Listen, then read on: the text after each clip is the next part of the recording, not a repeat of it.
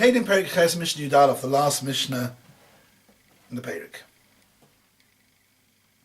Ho'isha shenotaf cholov midadeho v'nofa la'avir hatanu. Tome. A woman who's tome, and a bit of milk has leaked from her breasts. And this milk, this drop of milk, fell into the avir hatanu. Tome. The tanu becomes tome. Why? Says the Mishnah. Shamashke mitame lerotzoin v'shaloi lerotzoin. This is actually not such an easy Mishnah to understand, although it seems quite simple. Some basic rules here. Mashkin only become Tomei if the mashkin have been at some time in the history, they've been lerotzen. So water which is just collected, it's rainwater which just fell into a bucket in the garden, cannot become Tomei because they've never been lerotzen. Mashkin can only become Tomei if they have been once or are now lerotzen. Wine and oil, having been pressed by a person to make the wine and the oil, are naturally lerotzen. What about milk? Milk can actually come out of the person shaloi lerotzen, as the Mishnah says it did here. Yet, milk has a special din. This is quite a complicated sugi in Krisis Daf Yud Gimel. And the Gemara's maskana, in Shabbos Daf Kuf Mem Daled, is that milk, like dam, has a special din that it's makabel tumah, even if it comes out of the body shaloi lerotzen. Not just it came out stoma, the person didn't have a particular intention for it. Even if it was loy nichale, did not want it to come out. Just like blood, we learn that from a posuk, a dam of a wound, and a wound is always considered to be loy nichale. Is makabel tumah, cholov and dam. The Gemara holds that cholov and dam come from the same source. The Gemara says dom ne'ekar v'nasa cholov. So cholov has the same din. The cholov is makabel tumah, even if it comes out of the body shaloi lerotzen. Therefore, the woman is tomei. As soon as the cholov comes out of her body, the cholov becomes tomei because the cholov has now touched the woman. And therefore the cholov becomes, even if the woman was only a rishon, the cholov, as would be the case of all mashkin, gets a din of rishon atumah.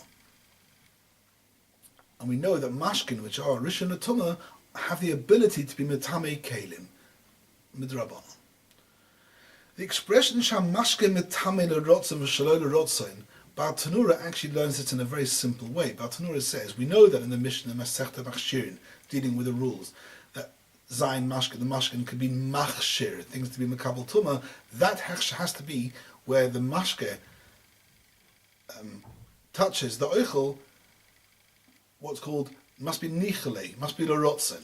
So Bar Tanura, that's only in Hechsher. As far as Tumah is concerned, once something is Tomei, it's able to be Metame, even a shaloi lerotzen, which is really quite a simple din in Tumah. There's no rule ever that to be metame something, two things have to touch lerotzen. So Bar Tanura does learn like that. Shamashke metame lerotzen shaloi lerotzen, as opposed to hechsher, which needs a gate lerotzen. As far as being metame something else, lerotzen is not important. What Bar Tanura has really left out is that the Mishnah hasn't addressed how the mashke became tomei in the first place. And this is what some Rishonim learn in the Mishnah. The Mishnah is telling you, when it comes to milk which touches an Odom tomei, which comes out of an Odom tomei, picks up tumah from that Odom tomei, lerotzen v'shaloi lerotzen, even if the milk came out shaloi lerotzen, because that's the special rule with milk and blood, that they are makabel tumah, even though they are shaloi lerotzen. So maybe the Mishnah should be read that shamashke mitamo l'rotzen v'shaloi l'rotzen, because the mashke became tummy. Because mashke, milk, becomes tummy whether it comes out l'rotzen or even shaloi l'rotzen.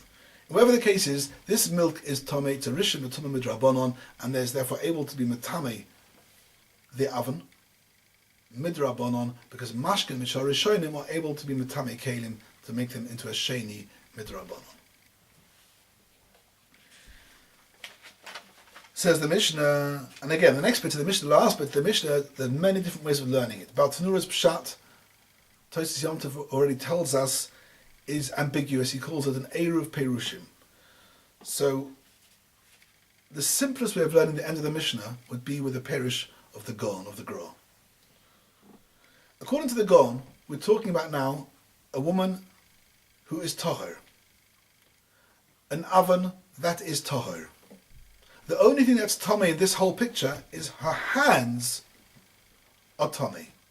Midrabanon. We're talking about a woman who's Tahor, who has hands that are Sheni the Tumah Yodayim Mesu'avos.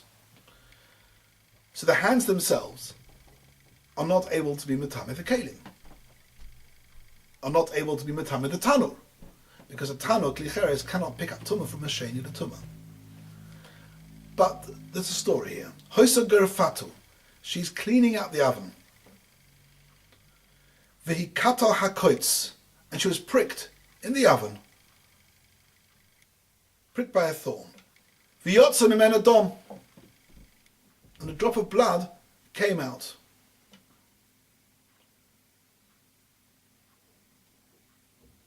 The end of the din of the Mishnah is nitma. The oven becomes tummy. Why? Because when blood comes out, I mean, again, blood doesn't make a difference whether it's l'rotzoin or shaloi l'rotzoin, we just said before.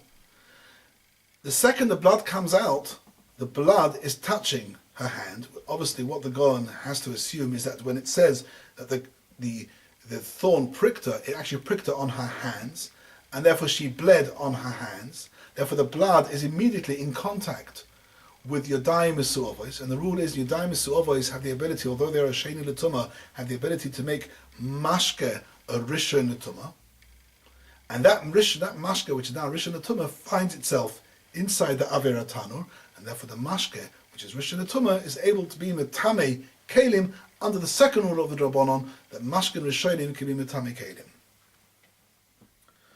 Oy, says the Mishnah, the other story. Shenichva. She's cleaning out the oven and she burns herself. What's the first thing somebody does when they burn themselves? They take their finger and they put it in their mouth to cool it off. She puts her finger in her mouth to cool it off. When her finger goes into the mouth, it gets in contact with the saliva in her mouth. Although we had a machlokas before in the previous Mishnah where the saliva in the mouth is considered to be mashke, in this Mishnah it definitely is. Why? Because she actually wants to use the saliva.